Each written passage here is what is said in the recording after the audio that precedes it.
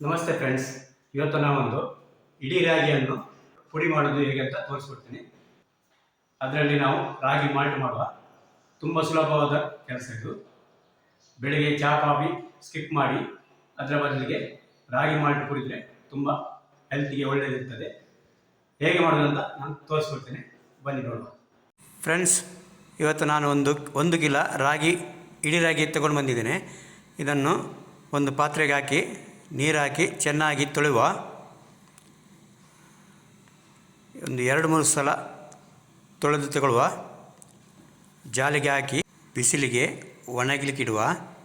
ಒಣಗಿದ ರಾಗಿಯನ್ನು ಒಂದು ಬಾಣಲೆಯಲ್ಲಿ ಗ್ಯಾಸ್ನ ಫ್ಲೇಮು ಸಿಮ್ ಇಟ್ಟು ಸ್ವಲ್ಪ ಬಿಸಿ ಮಾಡುವ. ಯಾಕೆಂದರೆ ಮಳೆಗಾಲದಲ್ಲಿ ಫಂಗಸ್ ಬರ್ತದೆ, ಅದಕ್ಕೆ ಸ್ವಲ್ಪ ಬಿಸಿ ಮಾಡಿ ತಗೊಳ್ಳುವ.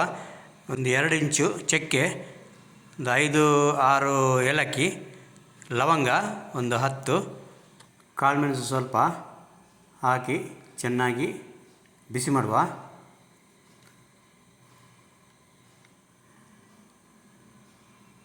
ನೀರಿನ ಅಂಶ ಡ್ರೈ ಆಗಲಿ.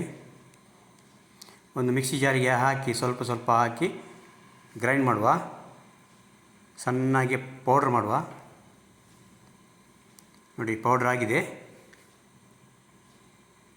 ಇದನ್ನು ಎಲ್ಲ ಮಿಕ್ಸಿ ಜಾರಿಗೆ ಹಾಕಿ ಹಾಗೆ ಸ್ವಲ್ಪ ಹಾಕಿ ಪೌಡ್ರ್ ಮಾಡಿ ಇಟ್ಟಿದ್ದೇನೆ ನೋಡಿ. ಇದನ್ನಿನ್ನು ರಾಗಿ ಮಾಲ್ಟ್ ಮಾಡುವ. ಒಂದು ಪಾತ್ರೆಯಲ್ಲಿ 2 ಗ್ಲಾಸ್ ಅಷ್ಟು ನೀರಿಟ್ಟಿದ್ದೇನೆ. ನೀರು ಕುದಿಯಲಿ. ಇದು ಒಂದು ಗ್ಲಾಸಲ್ಲಿ 2 ಸ್ಪೂನು ರಾಗಿ ಹಿಟ್ಟನ್ನು ಹಾಕುವ. ಇದಕ್ಕೆ ಅರ್ಧ ಗ್ಲಾಸ್ ನೀರು ಹಾಕುವ. ತಣ್ಣಗೆ ನೀರು ಹಾಕಿ ಮಿಕ್ಸ್ ಮಾಡಿ ತಗೊಳ್ಳುವ. ಇದನ್ನು ಚೆನ್ನಾಗಿ ಮಿಕ್ಸ್ ಆದಮೇಲೆ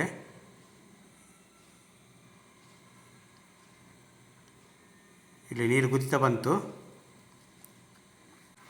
ಮಿಕ್ಸ್ ಮಾಡಿದ್ದ ರಾಗಿಯನ್ನು ಇದಕ್ಕೆ ಹಾಕುವ.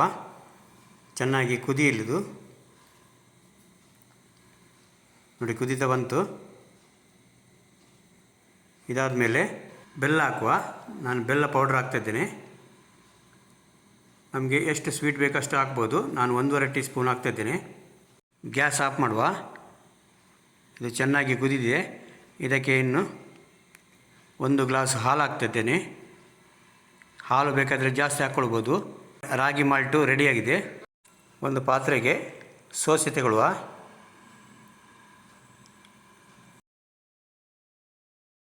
ಇದನ್ನು ಸರ್ವ್ ಮಾಡುವ. ಹೆಲ್ತಿಗೆ ತುಂಬ ಒಳ್ಳೆಯದಿದು. ಈ ವಿಡಿಯೋ ನಿಮಗೆ ಇಷ್ಟ ಆದರೆ ಫ್ರೆಂಡ್ಸ್ ಜೊತೆಗೆ ಶೇರ್ ಮಾಡಿ, ಲೈಕ್ ಕೊಡಿ ಹಾಗೂ ಸಬ್ಸ್ಕ್ರೈಬ್ ಮಾಡಲಿಕ್ಕೆ ಮರೆಯಬೇಡಿ. Thank you.